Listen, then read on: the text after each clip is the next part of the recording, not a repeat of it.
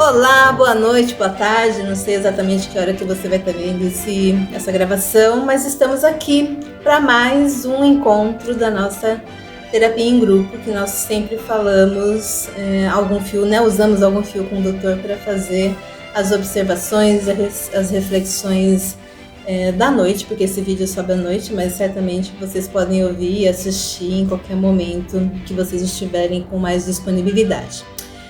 Bom, para quem não me conhece, deixa eu já começar me apresentando. Para quem não me conhece, eu sou Rosângela Corrêa, psicoterapeuta na linha junguiana, e temos essa proposta de trazer esse quadro aqui na nossa grande árvore Viva Vidas Vivas, que é o terapia em grupo, justamente para oferecer a oportunidade de quem eventualmente não pode fazer, ainda não se sente preparado eventualmente para iniciar um processo terapêutico individual, ter aqui alguma coisa para vocês começarem a fazer reflexões por aproximação. Então a gente sempre elege algum fio condutor, seja mito, conto, filme, música, como foi semana passada, né? A gente usou a ópera de Mozart, a Flauta Mágica, e a gente sempre traz esse fio condutor justamente para a gente fazer alguns apontamentos do enredo, da narrativa da história, para ampliar do ponto de vista da psicologia junguiana, que é a vertente com a qual eu trabalho, embora sempre aberta a outras possibilidades, de maneira que contribua e agregue valor às vidas terapêuticas das pessoas que estão no meu trabalho individual, mas obviamente aqui também para terapia em grupo. E para aqueles que de alguma maneira se identificarem com um ou outro tema que a gente traz aqui a cada semana, fica aí a oportunidade de vocês deixarem comentários ou me acessarem pelos meus muitos canais que tem aí à disposição para vocês entrarem em contato, fazer alguma observação, alguma pergunta, oferecer algum tipo de reflexão e eventualmente se a gente conseguir ampliar ainda mais, for alguma coisa que a gente consiga compartilhar com mais pessoas para agregar valor, para agregar facilitações a outras pessoas, a gente pode fazer alguma gravação, de repente até pensando alguma outra narrativa, algum outro fio condutor. Para hoje, eu elegi um conto sobre primavera. Hoje ainda nós não estamos na primavera de 2023, é um domingo, e a primavera ela vai ser iniciada no próximo fim de semana, mas no sábado. E eu queria que vocês já tivessem essa reflexão, essa possibilidade de assistir, de acessar essa informação, para, obviamente, fazer essa sinergia, essa sincronicidade com o evento Primavera e iniciar, né, coisas novas e reveladoras e transformadoras nas vidas de vocês, como nós vamos poder observar aqui que acontece nessa historinha. Antes de iniciar o conto que eu vou ler, quero ler porque está lindo, é um conto que eu desconhecia, pesquisei bastante porque eu queria trazer alguma coisa leve, né, que inspirasse mesmo iniciativas interessantes.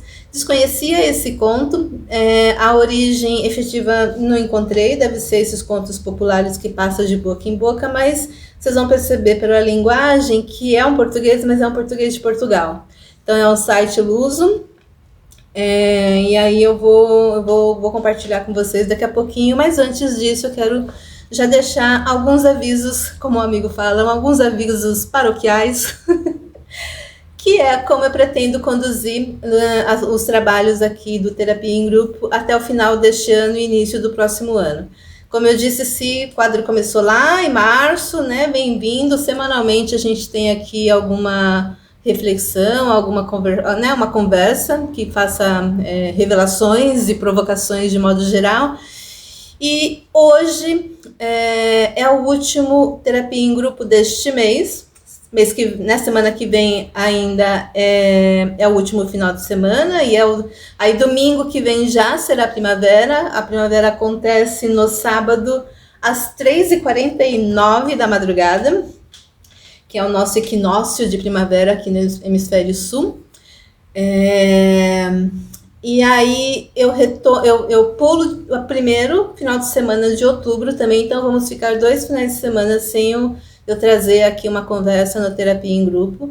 Outubro são 5 semanas, então eu também estou pegando essa 5ª semana, porque eu estou fazendo fechamento, estou concluindo a minha vivência, né, o curso que eu dei sobre mulheres que correm com os lobos, então estou com uma turma local, a gente está finalizando isso agora no final do mês. Eu estou com um projeto para iniciar a exibição dos episódios do nosso segundo encontro do Coisas de Mulheres. Então eu estou com algumas demandas que eu quero me dedicar um pouco mais, então vou aproveitar essas 2 semanas que eu vou ter aí no fechamento entre este mês e o mês que vem, para equalizar essas outras atividades que eu toco por aqui. E aí, em outubro, aproveitando que tem essa sazonalidade, pelo menos aqui no Brasil, que é a comemoração dos dias das crianças, né, e tem todo um apelo, né, que isso fica reverberando na vida de todo mundo aqui, não só as crianças de fato, mas também alguns aproveitam para estimular e agregar algum tipo de relação significativa com as próprias crianças interiores. Então, nesse mês de outubro, as 4 semanas eu vou escolher.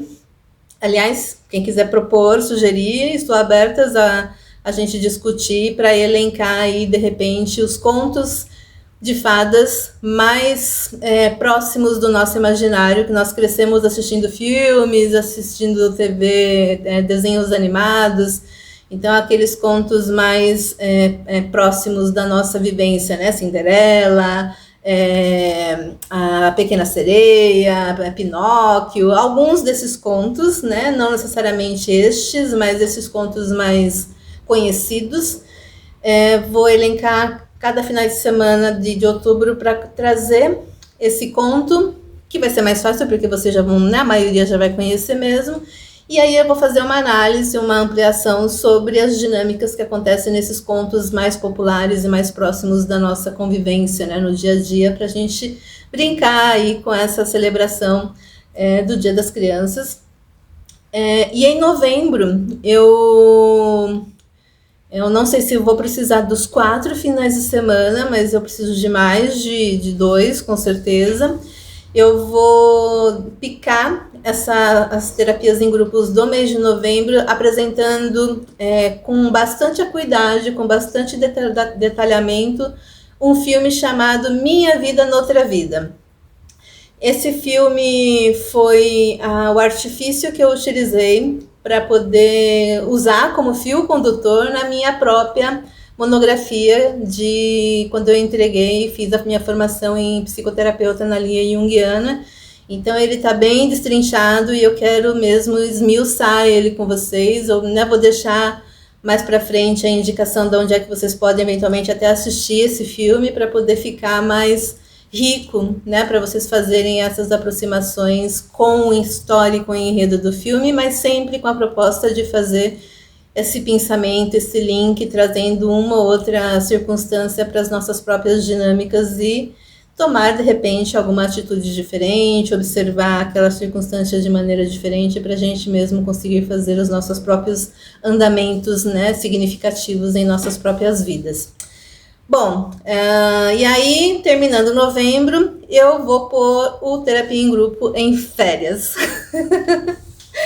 Né? Aí é final de ano, dezembro, início de ano, janeiro, né? A gente tem toda aquela dinâmica que acontece mesmo de final e início de ano. Eu vou ficar nesse ato de algumas semanas sem o Terapia em Grupo e eu devo retomar o Terapia em Grupo depois do Carnaval. Então, provavelmente na segunda quinzena de fevereiro ou no início de março mesmo, né, que a gente brinca que é quando começa as coisas no Brasil, pelo menos. Então, provavelmente eu retomo. Seguramente a terapia em grupo voltará, mas voltará só o ano que vem, depois de novembro, né? A gente tem terapia até o fim de novembro, mas a gente entra em férias e retoma com terapia em grupo, ou no finzinho de fevereiro ou início de março, muito provavelmente vai ser início de março, e aí a gente vai desenhar como é que vai seguir essa terapia em grupo ao longo do próximo ano, vamos ver como é que isso funciona, como é que isso vai ser desenvolvido. Nesse meio tempo, né, nesse ato, eu pretendo pensar alguns pedaços das terapias em grupos que eu já fiz e está aí disponível no canal e no Instagram, que também a maioria deles está lá também, mas eu vou pegar alguns recortes para poder soltar como corte, soltar como reels, né, soltar como short aqui no YouTube, para poder pegar alguns pedacinhos, e ali aquilo certamente tem algumas coisas interessantes que também provocam reflexão, mas isso tudo demanda tempo e trabalho, que se eu estiver ainda envolvido em pesquisar temas e preparar a terapia em grupo, fica difícil. Eu que faço todas as ações aqui, então não dá tempo de fazer tudo que eu gostaria. Então a gente vai adequando na maneira que dá, e isso também é muito viável, muito salutar para mim, e eu espero que de alguma maneira para vocês também. Muito bem, vamos lá finalmente para nossa terapia, né, em grupo de hoje. Nosso tema de hoje, o conto chama Chegou a Primavera. Eu vou ler porque tá muito bonitinho e tem uns termos que eles colocam aqui de uma dinâmica mais popular, que você percebe que é do português de Portugal. Era uma vez uma aldeia situada no cume de uma montanha e que não conhecia a primavera. Os habitantes da aldeia já tinham ouvido falar da primavera, mas nunca haviam visto. Sabiam que era prima do verão e prima do inverno, com quem mantinham uma ótima e próxima relação. E com o seu primo outono era mais tênue e distante, porque eles eram completamente opostos, né? Entendendo a dinâmica, né, cíclica das estações, fica interessante a maneira como eles colocam a primavera mais próxima do primo verão e do primo inverno, mas um tanto distante do primo outono, porque é o seu oposto complementar na mandala, né, das 4 estações. Um dia, a notícia de que a primavera viria visitar a aldeia espalhou-se, e seus habitantes ficaram muito ansiosos pela chegada deste dia. Na data marcada, eis que a primavera pediu boleia e uma rajada de vento, e se comprometeu a deixá-la na aldeia na hora marcada. Já todos a esperavam. Quando a viram e puderam observar mais de perto, constataram sua sublime e serena beleza. Era tão linda a primavera, vestia roupas frescas e tecidos transparentes de couro garridas. Seus cabelos eram longos e caíam nos ombros. Seu sorriso era os primeiros raios de sol que alegravam e aqueciam qualquer coração humano. Seu olhar contundente refletia a paz e o céu azul, e a sua respiração era uma brisa suave que beijava os rostos dos presentes. A sua delicada expressões corporais assemelhavam-se à mais pura manifestação da fertilidade. Obviamente havia muita sensualidade. Nessa altura, tirou de dentro da mala o que trazia a tiracolo e o que era sua bagagem, uma pequena caixinha de música, já antiga, cinzelada, de cor púrpura e com motivos florais dourados. Abriu-a e uma melodia suave ecoou nos ouvidos dos habitantes, deixando todos em êxtase. Era uma espécie de amálgama, onde se misturava o chilrear dos pássaros, o zunido das abelhas, os gritos eufóricos das crianças que brincavam no campo, o bater de roupa molhada na pedra do tanque enquanto era lavada e o esvoaçar das roupas no arame a secar. Consigo trazia também um frasco de vidro transparente com um líquido de cor lilás, que emanava um intenso e relaxante perfume de glicínia. Os mais curiosos conseguiram ainda, mesmo sem que elas o houvesse mostrado, alguns dos seus lenços que traziam, onde as borboletas voavam livremente sobre as flores de 1000 cores e sobre os campos verdejantes.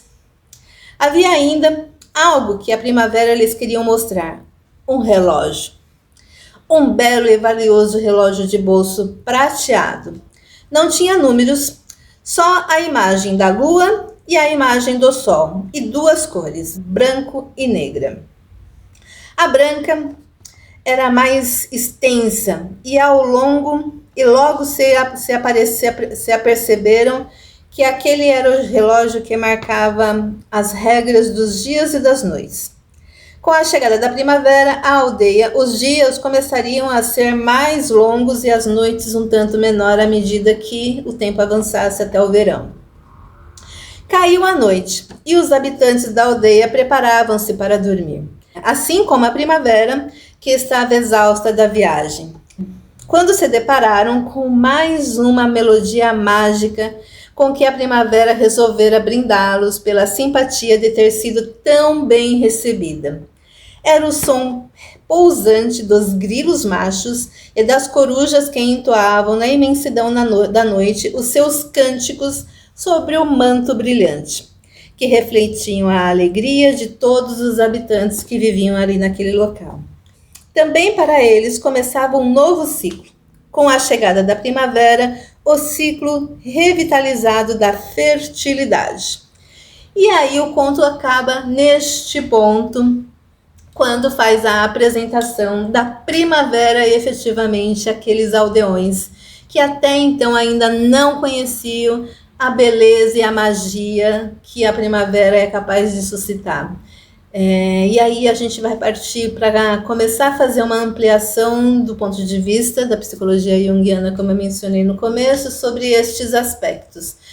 E aí eu vou começar justamente com as características que ela traz dessa leveza, né?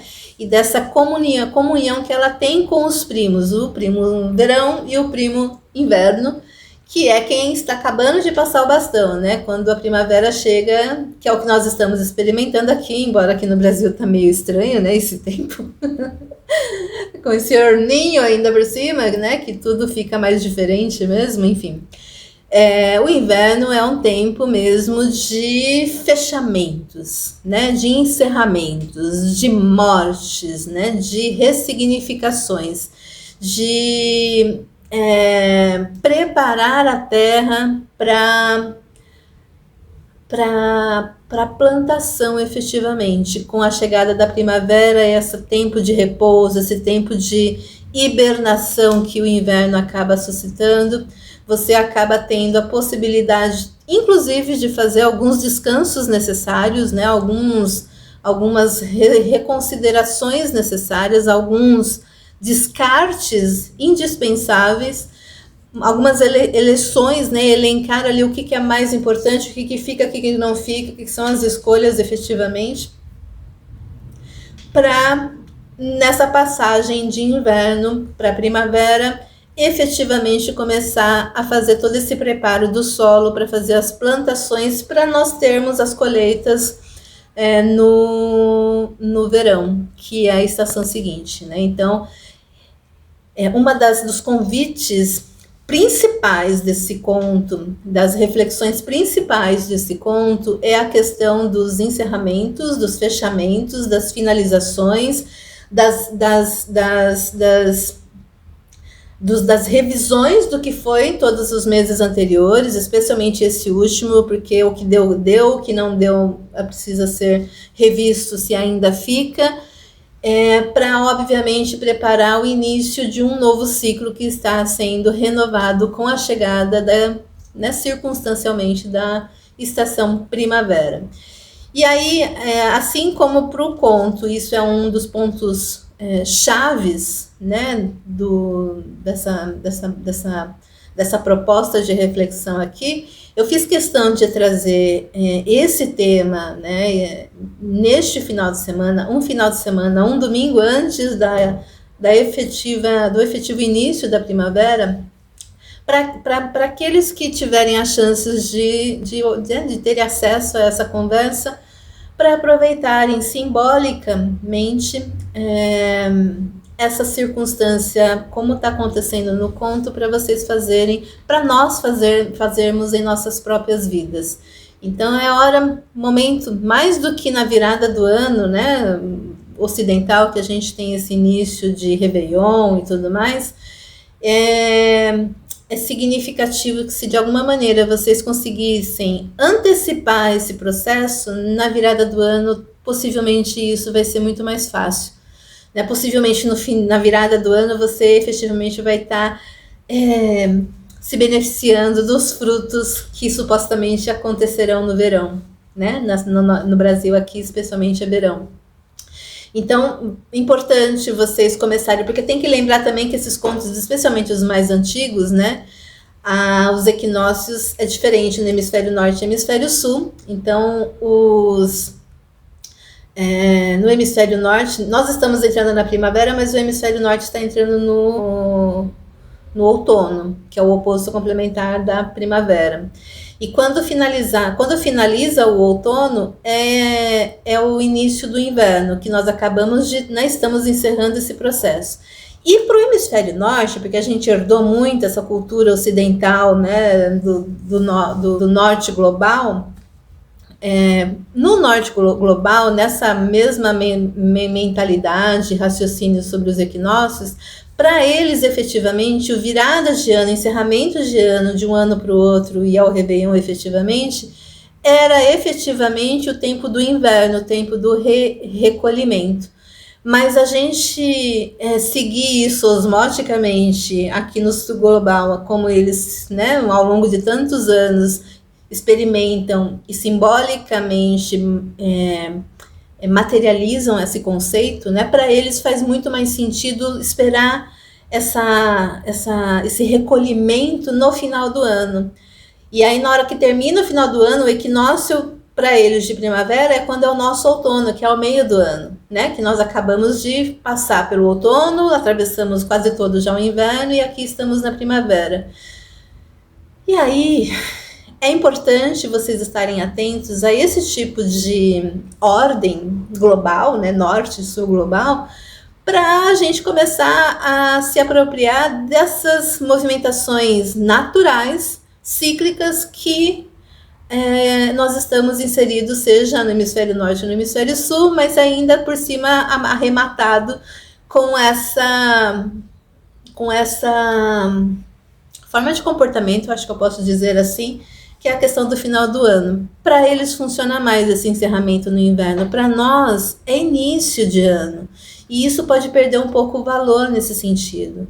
Então, nessa brincadeira, é muito legal se a gente estiver atento com este símbolo arquetípico que a primavera pode trazer para nós, de efetivamente fazermos as limpas, as ressignificações, os encerramentos que o inverno, obviamente, propõe, arquetipicamente propõe, para a gente fazer esses inícios da preparação da terra, a preparação da vida, a preparação de projetos e começar efetivamente iniciá-los, né, a plantar, a colocar a semente em alguns determinados pontos de nossas vidas para trabalhar, né, cuidar daquilo ao longo da primavera toda, nutrir aquilo ao longo da primavera toda, para no verão, na virada do ano, ao invés de a gente estar pensando em encerramentos exclusivamente em encerramento, a gente efetivamente poder, quem sabe, estar usufruindo das conquistas que nós possamos ter angariado, cultivado e cuidado para que ele efetivamente se manifeste na nossa virada de ano.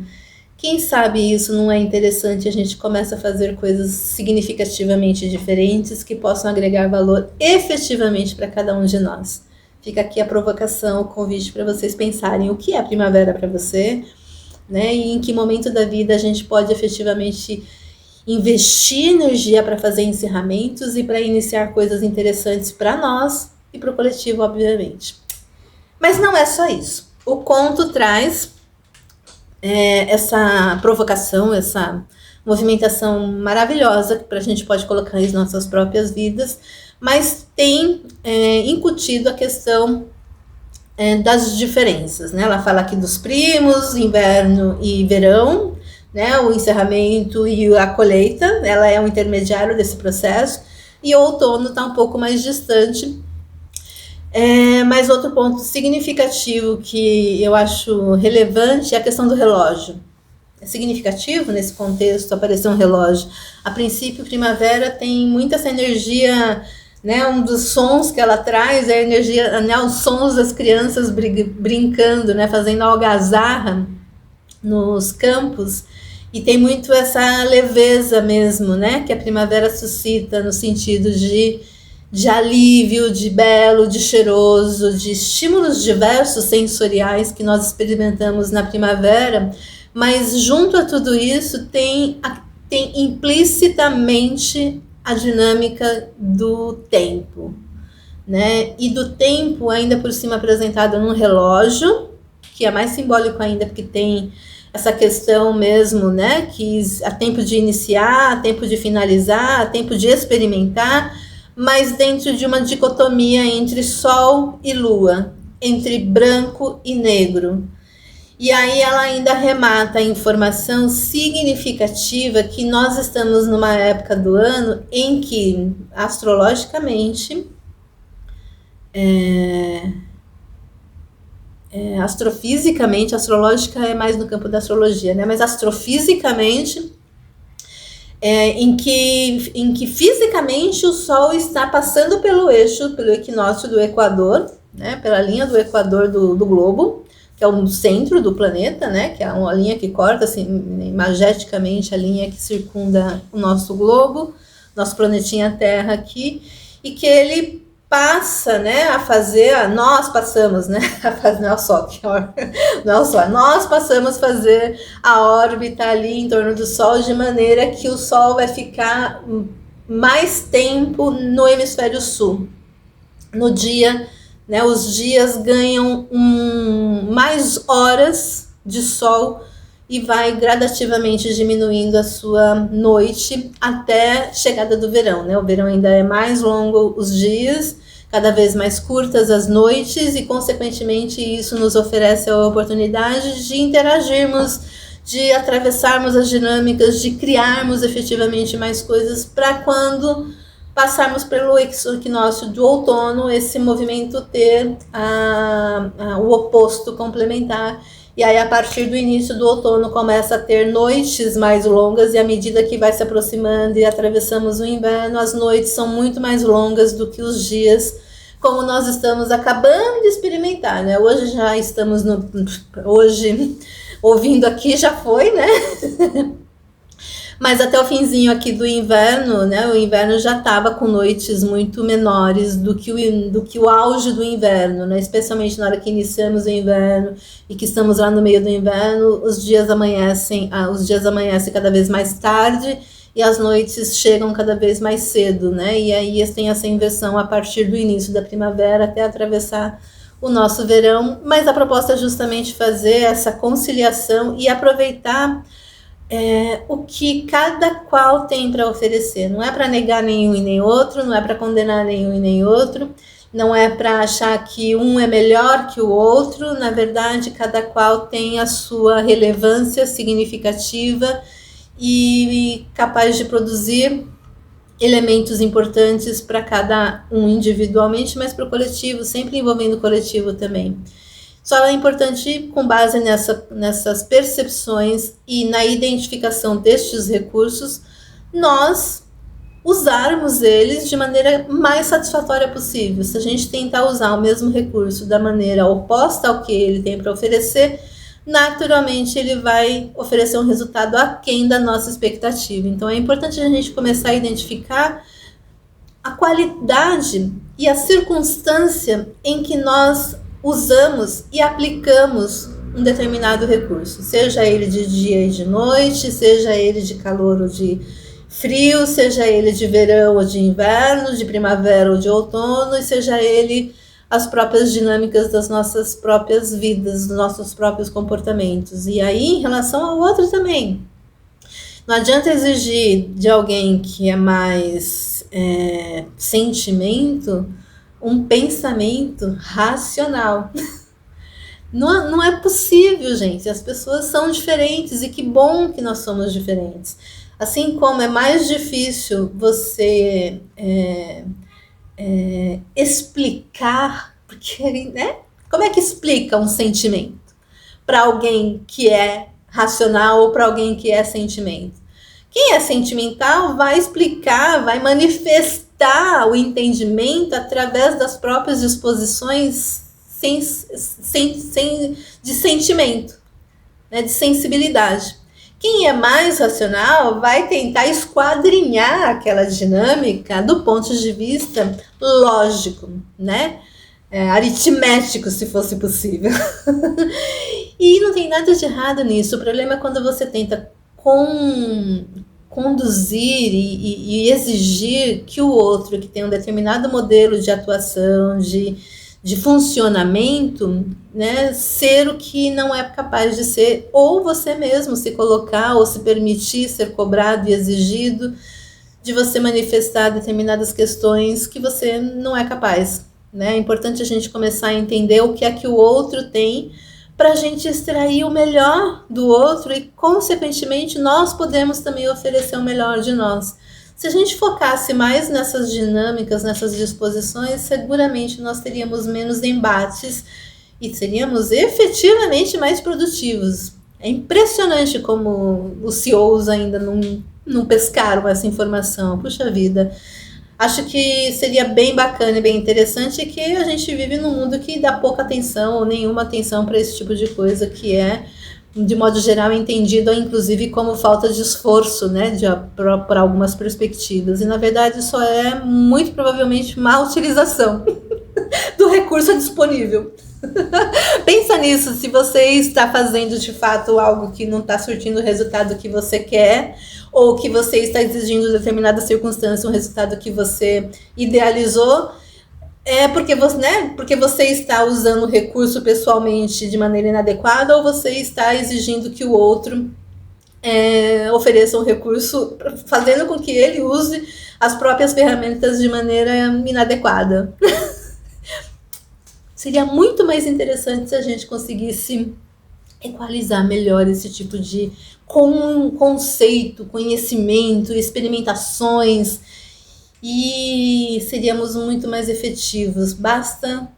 Parece simples, óbvio que não é, mas basta identificar efetivamente para que é que servem determinadas questões e usá-las efetivamente como elas se propõem.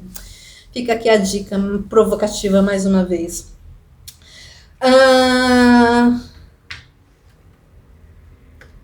Outro ponto muito bonitinho e significativo é que primavera é um dos elementos no conto, especialmente no conto, mas faz todo sentido se a gente olha para a primavera efetivamente. A primavera é pura sensação, né? É impressionante, não é só a iluminação do dia que vai ganhando cada vez mais luz, mas também as cores das nossas vegetações que vão ganhando um tom diferente, as flores começam a se manifestar por todos os lados, a vida, né, da fauna começa a se manifestar, então você escuta efetivamente mais cantos de passarinhos que você ainda talvez não houvesse percebido, você vê efetivamente mais animaizinhos de todos os tamanhos, né, dependendo do lugar onde você está no planeta, né? Na cidade é um pouco mais difícil, mas até aqui eu moro na cidade, não é uma cidade gigante como São Paulo, por exemplo, mas é uma cidade grandinha até. Mas eu tenho a alegria de estar perto de serras, né? E aí aqui no condomínio tem, neste momento, aumentou, né? No finzinho, agora para o finzinho do inverno, o passar de passarinhos, né? Que tem vários prédios, então tem aqui um corredor aqui entre os prédios, e eles se desviam, obviamente, dessas torres, né? E eles passam aqui cantando, fazendo a algazarra deles, e eu fico maravilhada, porque eu adoro, gosto muito, mas não é só aqui, né? Eu faço muito trabalho online. Essa semana mesmo, eu atendendo uma querida na psicoterapia, ela estava lá na casa dela também, e aí no finzinho já da sessão, a gente já se despedindo, e aí no fundo tinha um passarinho, assim, né, manifestando todo o glamour do seu canto. E eu ainda pensei, nossa, é aqui ou é aí, né? Porque aqui também toda hora passa um cantando.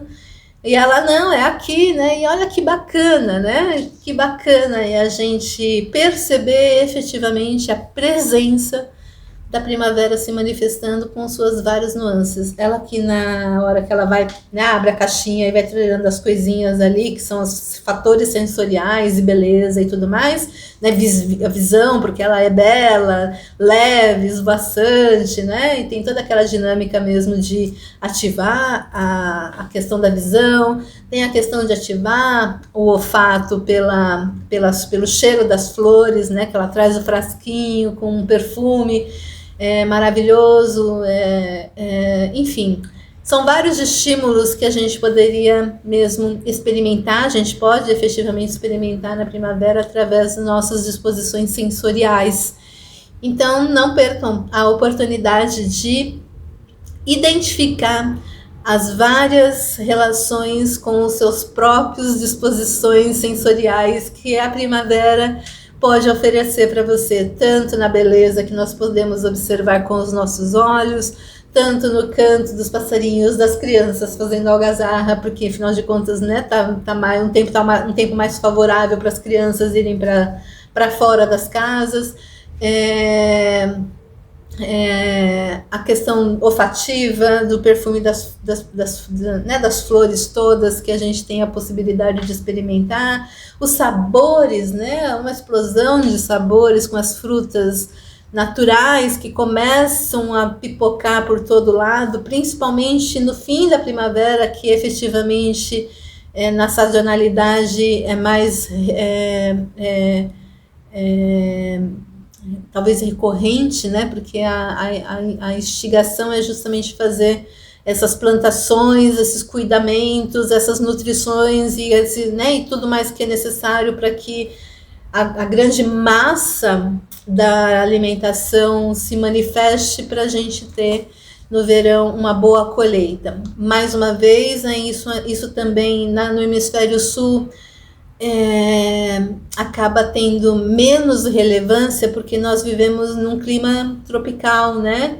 Muito diferente do clima do norte do planeta, em que aqui, embora tenha sim essa dinâmica de frutas diversas e tudo mais que se manifestam mais agora no nosso final de ano, né, no verão e tudo mais, aqui, né, no hemisfério sul a gente tem tem uma sazonalidade de alimento muito diverso em relação ao hemisfério norte, né? Esse conto, obviamente, é lá do hemisfério norte, e esse conceito contado aqui no conto é lá no hemisfério norte, e eles precisavam efetivamente estarem muito atentos a essa disposição desde lá da antiguidade, né? Milênios atrás, começarem a identificar essa ciclicidade do tempo e do clima para efetivamente estarem atentos à hora de plantar, para fazer as colheitas, porque quando começa o outono e efetivamente chega o inverno, nada dá,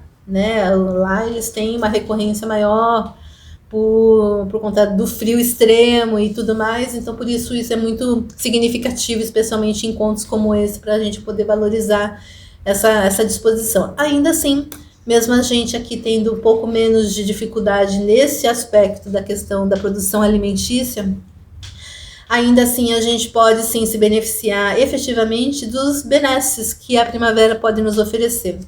Junto a tudo isso, a gente, né, que a provocação do terapia em grupo não é efetivamente apenas a considerar estritamente o que significa cada fala, cada sintoma, cada dinâmica, é justamente simbolizar e entender o que simbolicamente aquilo pode estar se manifestando, simbolicamente o que aquilo pode nos ensinar, para a gente, por analogia, colocar nas nossas próprias disposições. E aí, mais uma vez, é interessante a gente começou falando essa questão dos ciclos, né? Voltando sobre a questão da dicotomia, né, de frio, inverno, sol e noite, sol e lua, dia e noite. Dá para a gente fazer esse tipo de percepção com as nossas próprias disposições para conosco e para com o outro, né? Às vezes estamos felizes, às vezes estamos tristes, às vezes estamos dispostos, às vezes estamos indispostos. É importante a gente identificar essas dicotomias inerentes a cada ser humano para, de novo, entender começar a estabelecer cada vez mais essa relação de conversa com o nosso físico e com o nosso mental, com o nosso psicológico, com todas as nossas disposições de maneira integral, porque à medida que a gente se conhece mais, melhor nós podemos usar os nossos recursos de maneira adequada. Voltando de novo à questão lá, brincando, né, sobre o racional, né, e o sentimental, mas não só apenas essa brincadeira de sentimento e emoção e racionalidade e razão e tudo mais que a gente possa brincar nessa linha de pensamento. É justamente da gente começar a perceber o que é que nós somos mais capazes, hábeis, temos mais habilidades para poder desempenhar. E à medida que a gente vai tendo conhecimento, a gente pode efetivamente aprimorar essas nossas aptidões. É claro, nós vivemos num mundo corporativo, capitalista, né, integrado, né, em certa medida globalmente, e a gente não dá para fazer apenas e exclusivamente o que a gente quer, o que a gente gostaria de fazer. Sem dúvida, ainda indispensável que, em certa medida, a gente tenha conhecimento do que nós não somos capazes ainda, que nós não temos a habilidade nata para desempenhar e para a gente sobreviver, para a gente trilhar, para a gente, inclusive, criar condições para aperfeiçoar e aprimorar as nossas próprias aptidões natas. Nós temos que, obviamente, desenvolver algumas questões que não somos tão hábeis, né? Naturalmente não é nato para nós, então obviamente precisa de um pouco mais de esforço. Mas para isso também é preciso autoconhecimento, porque não adianta você ficar batendo, né, esmurrando a ponta de faca achando que não vai se ferir. Vai. Então é importante identificar se aquele bater nesta ponta de faca é mesmo necessário. E por quanto tempo? E qual a intensidade? O que é que dá para aprender com isso para evitar que esses cortes, que essas feridas sejam constantes e contínuas? E aí, na medida que a gente tem essa percepção, a gente consegue efetivamente elencar quais são as estratégias para driblar essas nossas dificuldades e, consequentemente, atravessarmos esses desafios para ter menos dolo, né? Menos prejuízo pessoal. E, de novo, abrindo espaço, à medida que a gente vai tendo minimamente um pouco de liberdade nesse contexto por autoconhecimento, a gente efetivamente canalizar tempo, esforço e energia para ficar cada vez mais especialista, podemos dizer assim, no que nós gostamos, no que temos habilidade, no que temos disposição, e consequentemente, se isso funcionasse com todos, seria maravilhoso. Vocês conseguem perceber a sinergia que poderia ser imprimida num coletivo, numa sociedade, né? Numa aldeia, numa tribo, que seja? Né? Se cada um fizer efetivamente o melhor que é capaz naquilo que é mais hábil, né? Se tiver cada qual na sua própria excelência, convergindo e trocando com o outro que é menos, que tem excelências que você possivelmente não tem, isso poderia ser uma troca muito significativa. E na medida do possível, isso é possível. Mas é importante é importante e indispensável que a gente faça as devidas identificações nossas no local onde nós estamos e para o coletivo, divulgar isso para o coletivo, se dispor, né, a essas trocas para o coletivo. Além disso, tem bastante coisa esse conto, mas já vou a 40 e tantos minutos, né? Deixa eu ver, senão eu me alongo demais. Mas outra coisa muito importante e significativa que eu quero trazer, não quero deixar de falar, já vou passar para ela, é justamente a questão que inicia o conto. Era uma vez uma aldeia que não conhecia a primavera, né, que só tinha notícias da primavera, que ainda não havia experimentado a primavera. Vocês podem imaginar um lugar onde só fosse verão, inverno e outono, né? Se é que havia outono, mas aqui não tinha relação, não tinha indicação. Mas ainda assim, dizem, né, no norte global, as temperaturas é muito mais marcadas do que no sul global. Então, agora mesmo, a gente ouvindo correspondentes que moram em Nova York, especialmente, estou me referindo a um que eu ouvi essa semana, ele falando que é impressionante que essa semana as noites já começaram a diminuir a incidência de luz, né, já está aumentando, né, o dia tá ficando escuro mais cedo, a temperatura já mudou, lá as temperaturas, os eventos climáticos são muito mais marcados. Para nós aqui do sul global, isso também tem uma certa relevância, uma certa percepção, mas é menos constante. Ainda mais se a gente falar de Brasil, né? Que cada canto do Brasil tem uma dinâmica interessante que não dá para falar que funciona igual, porque não funciona igual em todo o território nacional.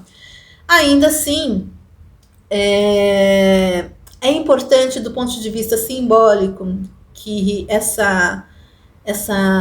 esse evento que o conto propõe, que eles recebem a notícia que finalmente a primavera iria vir visitá-los e eles ficam ansiosos esperando por sua visita, é uma relação paralela que nós podemos trazer para cada qual nas suas próprias vidas, nas suas próprias dinâmicas, é que talvez nesse contexto aqui do conto, algumas das possibilidades que este agrupamento, que essa aldeia enfrentava em certa medida, poderia estar associada a estagnação e estabilidade, resistência à mudança, isolamento e falta de consciência. Vamos lá, destrinchar isso aqui um pouquinho. Vocês entendem o que significa a questão da dificuldade, por exemplo, de resistir a mudanças? Né? Enfrentar mudanças certamente não é fácil. E quando a gente pensa em primavera, com essa explosão de eventos sensoriais que ela oferece, e a maneira como cada qual vai lidar com isso, não é tangível, né? Não é igual para todo mundo. Pode ser até tangível, mas não tem uma regra de como cada um vai experimentar e como isso vai efetivamente influenciar as próprias disposições diante dessas inter-relações com essa dinâmica que a primavera traz, com a dinâmica que simbolicamente, fazendo essa brincadeira da primavera, que as novidades podem trazer para a vida de cada um. É muito difícil muitas vezes fazer mudanças, porque mudanças envolvem escolhas, né? E eu sempre trago isso na terapia. Escolhas envolvem decisões. Decisões significa cindir algo, e a partir da cisão, algo fica e o outro algo deixa de ser importante ou deixa de ser presente naquela relevância a partir da decisão. E isso pode ser muito difícil, porque muitas pessoas, muitas circunstâncias são muito presentes no sentido da questão do apego, né? Às vezes a gente... olha, não necessariamente é apenas... A gente pode falar de decidir o que é melhor ou o que é pior. Às vezes são coisas boas de ambos os lados, ou às vezes são coisas negativas ou pesarosas de ambos os lados, mas ainda assim é preciso fazer escolhas. E eu sempre reforço com os meus clientes de psico que isso, mesmo que você não escolha, o fato da não escolha é em si uma escolha, de não escolher. Consequentemente, alguém ou alguém, ou mais abrangentemente a vida, vai escolher para você. E aí você se você tem essa atitude, você fica cada vez mais à mercê e vulnerável aos intempéries que essas escolhas podem promover. Você pode até se arrepender de fazer uma escolha ou outra que efetivamente não te traga os resultados que você idealizou. Mas ainda assim é uma escolha sua. Se você decide não escolher, é muito desleal até você acusar o outro, a vida, o Deus, o universo, que seja, que a culpa é do outro. Porque afinal de contas o outro que te trouxe aquilo, mas você decidiu que o outro podia fazer ou escolher e trazer o que quer que fosse, porque você não abriu mão de fazer essas escolhas. Então eu sempre acho melhor você assumir as próprias demandas, né, até para poder fazer as reversões, as digressões, os retrocessos necessários que eventualmente possam ser promovidos a partir dos resultados não esperados ou idealizados, né, de maneira além do que era possível. Se a gente tem essa consciência do como escolhemos, o que escolhemos, né, e para que lado supostamente aquilo deveria ter ido, fazer uma revisitação, uma ressignificação, um remanejamento, não que seja fácil, mas é mais possível a partir do momento que você tem esses recursos indiretos e implícitos nesse início de trajeto, nesse início de decisão. Então fica aqui a recomendação, a disposição justamente de vocês estarem mais atentos ao que é que vocês querem, né, e efetivamente agirem para que isso aconteça.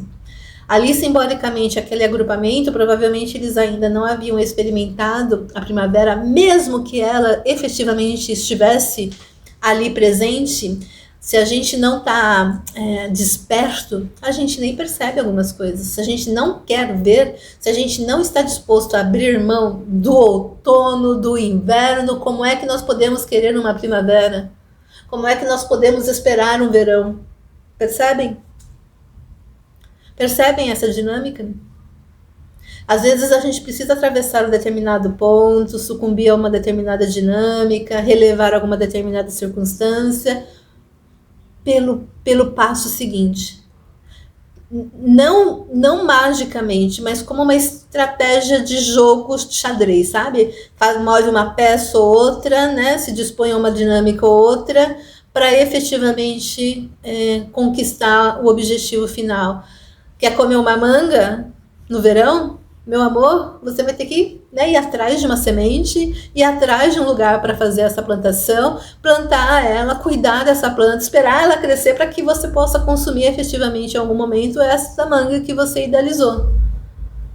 Percebe essa dinâmica estratégica para que alguma coisa aconteça? Vamos fazer isso na nossa vida. Em qualquer circunstância isso é possível. Agora, é atrás de uma semente de manga, é atrás de um solo fértil, cuidar da manga, ter a persistência de esperar, persistência e paciência de esperar essa manga crescer, para efetivamente um dia você provar, né, desse resultado, demanda, custa.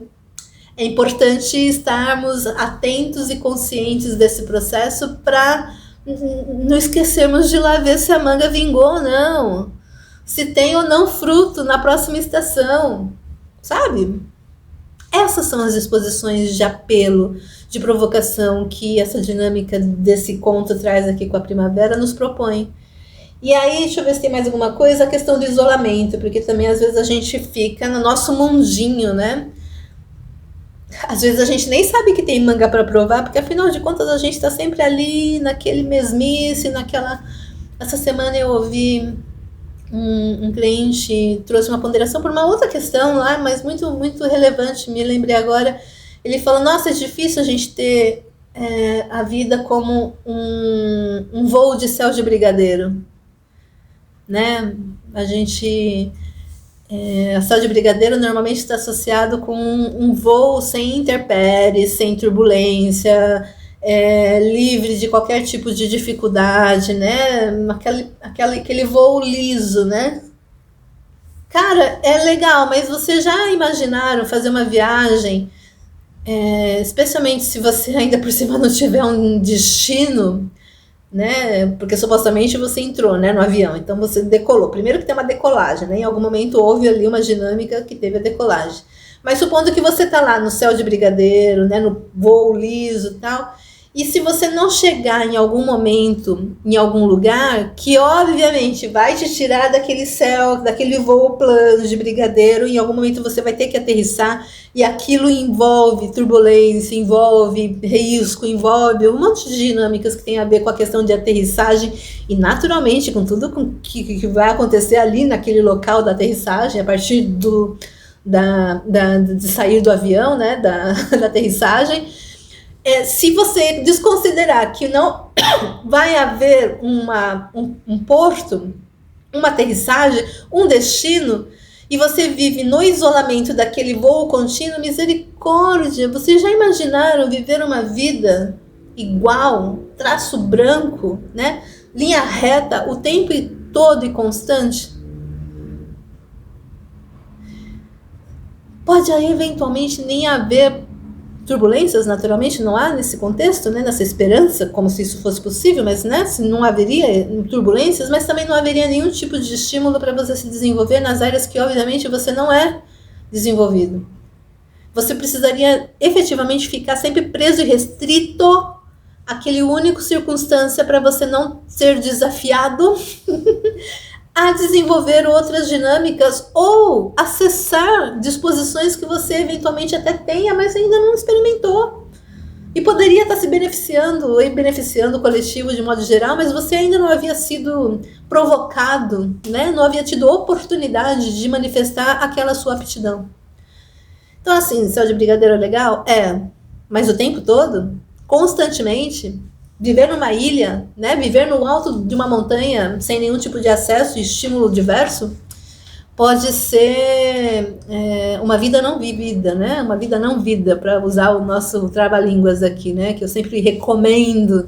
Viva vidas vivas, né? Intensamente viva. Se a gente não tem esse tipo de movimentação, muito provavelmente estamos apenas coexistindo. O que é que tem de vida nisso? Em algumas circunstâncias, muitas vezes nenhuma. É apenas coadjuvância na própria vida. Que é outra figura de linguagem que eu trago sempre nas conversas, né? Vamos assumir o protagonismo de nossas vidas. Vamos deixar de ser constantemente coadjuvantes das nossas próprias histórias. E é isso, gente. Eu poderia continuar falando aqui. Eu até fiz aqui uma anotação importante, relevante, que eu vou até compartilhar. Que lá no início do texto, né, ela fala que tem lá a notícia que ela vai vir, os habitantes estão todos eufóricos e ansiosos com a data de quando é que ela vai chegar, e aí no dia que é o dia para ela chegar, ela pede boleia, né, ela pede carona para o vento que se compromete a deixar ela lá no local combinado na hora marcada. E aí uma das analogias que nós podemos fazer, né, a primavera, acho que eu não preciso falar mais, né, a primavera é tudo isso, né, que envolve essas disposições sensoriais, emocionais, né, que possa provocar, mas ela vai de carona com o vento. O vento, simbolicamente, ele está associado à questão do pensamento, do raciocínio, da lógica, né? Então é interessante que para ela chegar no alto dessa montanha, né, dessa aldeia que não havia ainda experimentado a primavera, ela pede carona, né, na boleia do vento para ter acesso a esse local. Então vamos, né, apesar daqueles que são estritamente racionais, se permitir, né, se sondar aí, seguramente vocês vão ter acesso a essas disposições sentimentais e sensoriais que você possa, obviamente, abrilhantar ainda mais toda a sua racionalidade que eventualmente você tenha aí incutido e mais presente na sua própria vida. Então, vou fechando por aqui hoje com essa última provocação. Lembrando que, então, aos próximos 2 fins de semana, nós vamos ficar off de terapia em grupo. A gente retoma lá na segunda final de semana de outubro e seremos 4 encontros falando sobre contos infantis mais populares aqui para nós. Vou fazer uma ampliação de cada um deles. Ainda não escolhi eles, mas fico aí mesmo aberta a sugestões e a recomendações. Em novembro eu vou fazer os finais de semana do Terapia em Grupo com o tema que eu usei na minha monografia, que tem a ver com o fio condutor em cima de um filme chamado Minha Vida Noutra Vida. Do ponto de vista da psicologia junguiana, são várias disposições, mas o cerne da minha monografia era principalmente na questão do complexo autônomo do inconsciente coletivo, que está aí na nossa revelia, interferindo e interagindo com as nossas próprias disposições. Então, Fica aí já o convite para novembro para vocês, né, a partir do filme, a gente ampliar isso e ficarmos mais atentos com as dinâmicas que acontecem do nosso lado e dentro de nós mesmos. E aí a gente entra em férias de terapia em grupo, voltando em março de 2024, mas aí tem chão, eu vou avisando para vocês, a gente vai conversando. Então já está aí mapeado, né, direcionado como é que a gente faz o encerramento desse primeiro ciclo de terapia em grupos. Aí o ano que vem a gente começa uma outra temporada da terapia em grupo e vamos seguindo. Enfim, muitíssimo obrigada. Eu amei falar sobre esse tema. Eu mesmo tô aqui toda eufórica com a primavera. Vamos fazer as plantações, preparar os terrenos, fazer as coisas que precisam ser feitas para iniciar brevemente as colheitas, os resultados desse labor que nós temos capacidade de desenvolver. Fica aqui nosso convite, nossa provocação, nosso estímulo, nosso empenho de vamos juntos no nosso Viva Vidas Vivas. Muitíssimo obrigada, uma ótima noite, uma ótima semana para vocês, espero vê-los em breve. Até breve, tchau, tchau.